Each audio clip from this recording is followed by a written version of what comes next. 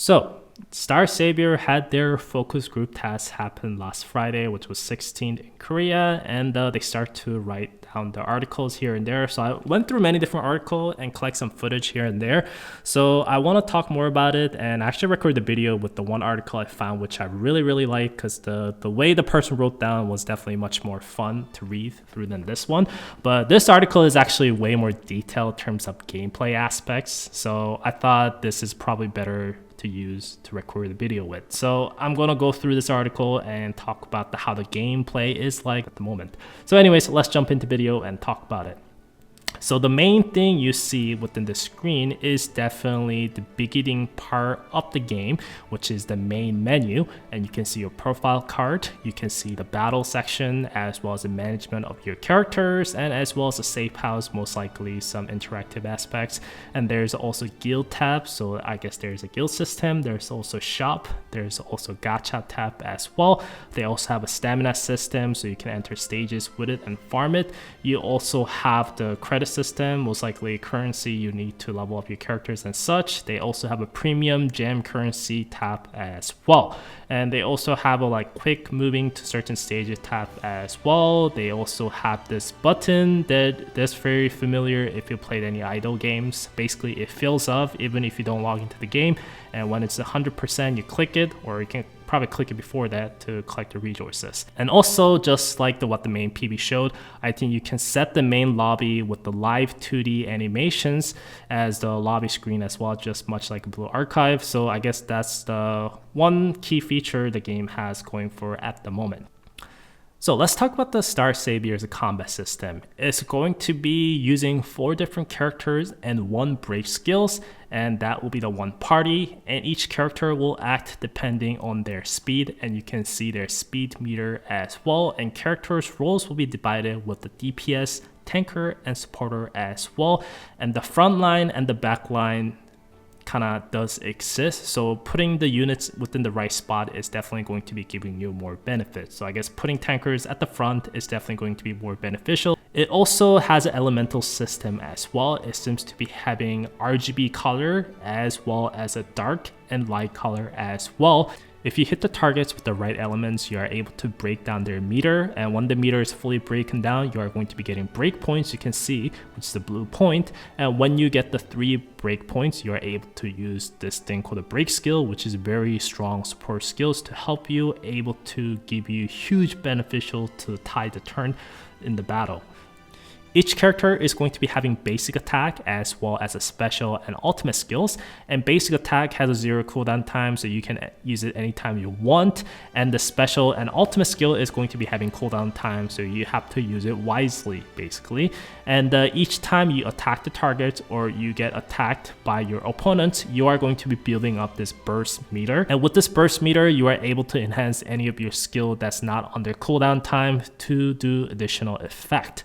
So that is a lot like a soul system from Epic 7 for sure. But the gameplay itself seems to be very similar to your usual turn-based gacha game. So if you played a lot of turn-based games, you should be right at home with some different things here and there.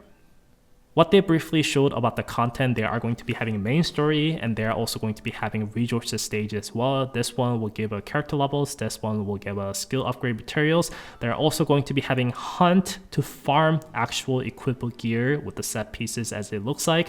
There is also going to be like a tower-like contents as you can see here, as well as I think there is going to be a weekly boss challenge that you can do. As you can see, it has a 4 days left remaining until the next boss appears and such.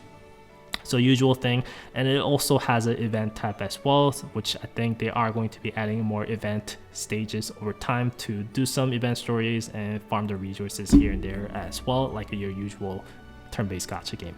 Briefly about the gacha system, it's going to be very similar to Uma Musume. It's going to be having character gacha system as well as a support gacha system. So there's going to be 2 types of different gacha systems within the game.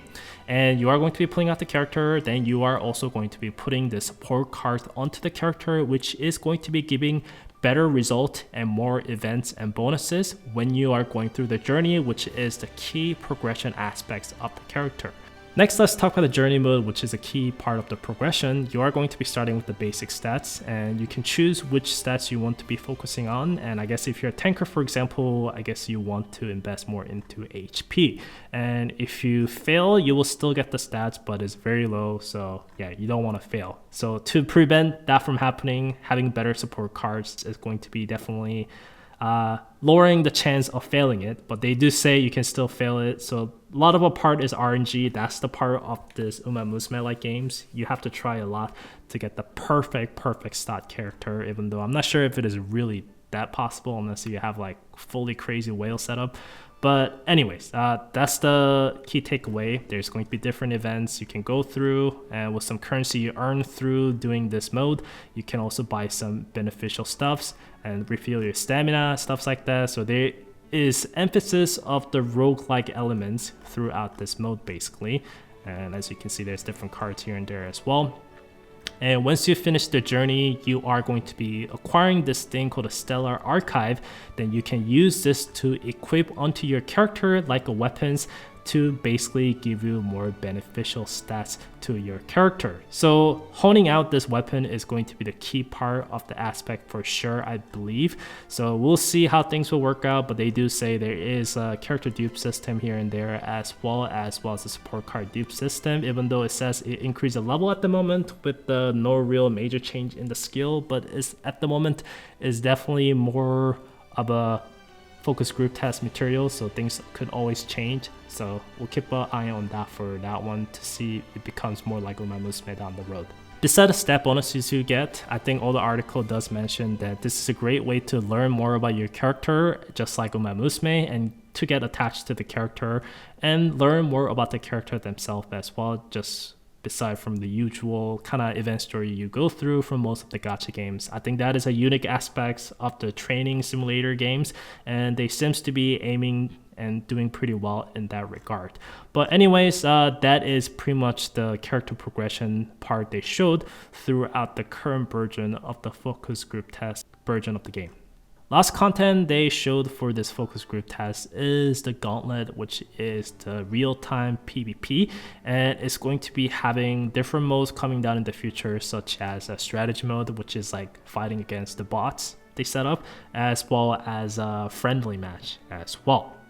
How the rank mode is going to be working is very similar once again to Epic 7 or Someone's Worst Real-Time Arena. You are going to be pre-banning units that you don't want to see during that match. You are also going to be picking each character from each side, so up to 5 characters from each side. Then you are going to be banning 1 character from each side as well. So at the end, both sides is going to be having 4 characters to be used, and whatever character you pick, enemies cannot pick as well, so there won't be any mirror matches. So there's going to be a lot of strategy aspect with the banning character list. I think that is the fun aspects of the Epic 7 and Someone's Worst Real-Time Arena, and it seems like they really mimic that pretty well here as well. So that seems to be pretty much it for the article when it comes to gameplay details and the content wise, and mostly rest of the article they always ends with the personal opinions on the thing. I think overall opinions is that they like the interactions with the characters as they go through the training aspects or the journey to learn more about the characters, learn about their stories and the details of the characters and some secrets and some personality. And it's really fun in that aspect. The main issue, I think, is that I think as well as the other people that concerned about is Uma Musume's character progression wise. It is a lot of repetitive work, so they definitely like to see less burden compared to Uma Musume, because it's definitely not everyone's cup of the tea. And PvP not liking that as an end game is definitely opinion based for sure, even though yes, PvP is not everyone's cup of tea. Even for Epic 7, who's pretty much the main content is solely PvP stuff, there are definitely tons of people who doesn't play that. They just log in to farm gears and drain out stamina and just collect character. There's tons of people play like that. I think this game can be played like Epic 7 in that way as well, because it seems like they are going to be having some bot style arena as well as the just collecting characters, seeing their stories and log out and stuff as well. But for hardcore players, PvP definitely does exist if you want to compete to it. Just to say my personal opinion after seeing all this footage, even though I didn't play the focus group test, I wish I could. One thing I'm surprised is the gameplay. I really had the zero hope for the gameplay when I saw the main PB. I think they're definitely focusing more into Uma Musume like character interaction side, which was okay, but my hype was probably around 6 out of 10. Right now, after seeing the gameplay aspects, I think my hype level has definitely gone up to at least 8 out of 10. I like what I'm seeing in terms of gameplay, in terms of turn-based combats, and it looks really solid so far. So hopefully they'll explore more with that. I think one content I really enjoy from the Starville is definitely simulation universe content, even though it does get stale after you play a couple times, but I think it has potential. So if they focus more into that as well, I think I will have really fun turn-based game to play. That I can also play PvP here and there as well, which like I used to do with Epic 7.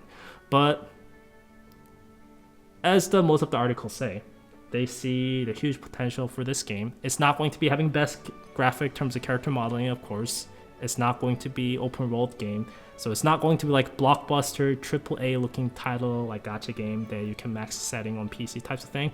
But they say it's going to be a fun game that you can enjoy the character interactions and maybe some PvP if you're really into that, like Epic 7 and Summoners War. But overall, I think I enjoy what I'm seeing currently from this focus group test. I just wish I can actually play for myself to see more of it. But also, just like what I said from the previous video, I hope the character progression, this journey side, is not too crazy. I think time consuming has to be reasonable level. Like Uma Musume, I think it only really worked because it's the game that really aimed at the Japanese people's heart and the culture, which is a horse racing. I think it's not going to work out unless it has that much of a commitment. Like the horse racing definitely is very hardcore, and there's a lot of work goes into breeding the horse to be compatible throughout the horse racing. So culture itself is there, and Uma Musume being really hardcore grind is actually probably pretty accurate in terms of the culture of the horse racing. So that's why players are able to accept the grind part much better than other games. So hopefully they will work around with the minimizing the grind aspects with this journey a bit, but at the same time, I guess that's why the gacha card exists. So maybe if they make OP gacha cards like Uma Musume, it's going to be much easier. Maybe that's how they try to solve it. But overall, the gameplay aspects seems to be really fun, and I can't wait to play it myself. But I think the game is still pretty far away from releasing. Their goal is to release the game by end of the year, so I'm assuming somewhere around October. I'm assuming at the earliest, maybe November. Maybe even push down to next year. But yeah, I like what I'm seeing at the moment.